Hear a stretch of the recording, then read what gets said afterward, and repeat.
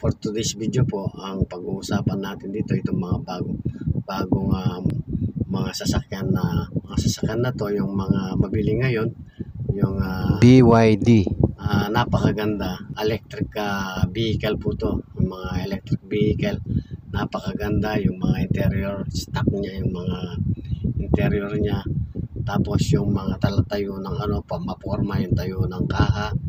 At meron po tayong ipapaliwanag dito sa mga consumer na gustong bumili.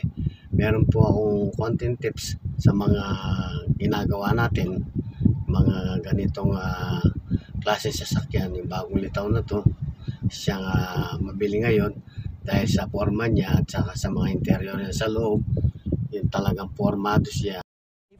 Texture and leather. Forma talaga, elegant na sasakyan ito pong mga to. Pang labas at sa pangloob talagang electric, kahit electric vehicle po siya. Makikita nyo halos sa electronics push button na po, pati mga interior niya. Nakakamangha siya talagang dito sa Pilipinas. Talaga maingganyo kang bumili rito, kaya may maganda na-research po natin yan sa internet, tapos sa mga ginagawa natin, kung ano yung nakikita natin, kung ano yung mahina dito at ang anong maganda. May maganda po tayong sasabihin at may napo na din po tayo na medyo ngayon yung pinaka screen namin, pwede mo siyang i-rotate. Yun na po, pag-research ko lang po pag na-encounter kong ganito, nakikita ko sa sasakyan na to kung ano yung advantage niya at disadvantage. Dito siya. Stop it. Get some help. Pero talaga po, napakagandang sa tayo sa labas, yung forma, napakaganda talaga, may ganyo ka, tsaka push button na lang po lahat, halos sa pati mga kanyang interior sa loob.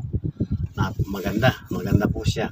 Kaso ito po yung ipapaliwanag ko sa inyo, sa yung mga uunahin ko na po yung kagandahan ng nasasakyan na to, yung nakita ko talagang yung panloob, yung forma niya, talagang pang-elegant. Kaso po nag-research po tayo sa internet, ito po yung nakita nating terrible quality ng isang BYD vehicle na po to.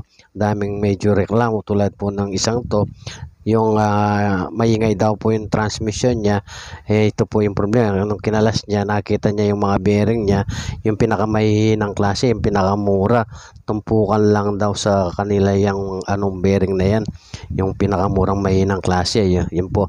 At ito pong BYD Formula Leopards 5 na po to.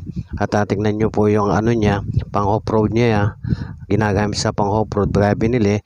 At nung makita niya yung bakal na ginamit nila, parang plancha na parang lata, sandali na yuyupi, ginamitan lang po ng adjustable wrench at inuga-uga. Ito po parang mababali, kaya paano mo po magagamit daw sa off-road yan? At ang ganyan lang yung under chassis niya, yung chassis, under chassis na dapat siyang pinakamatigas ay napakalang. Ito po yung BYD Leopard din, ayun po, sinubukan din, binili niya. At inano rin po sa ito po yung reklamo na halos mang kanyang under chassis na pinakamatigas na bakal dapat ang nakalagay dan, dahil pang off-road.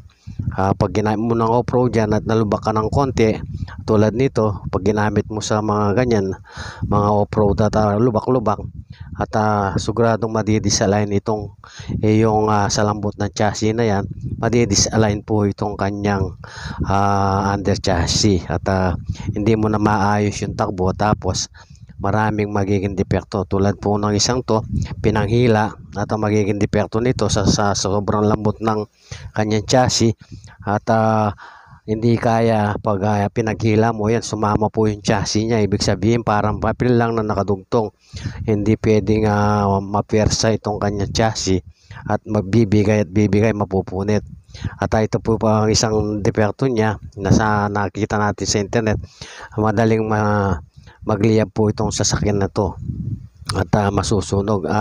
Inaano nila na sa baterya lang po daw yung nagiging problema, at hindi po nila alam na kaya lumiliyab po ito.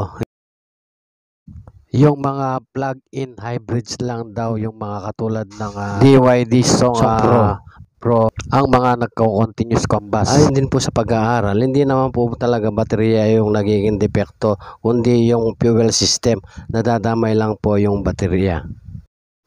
Mo sa problematic car in China 2023, at sa top 5 position ng problematic car, 4 po yung nakuha ng China at isa sa Toyota.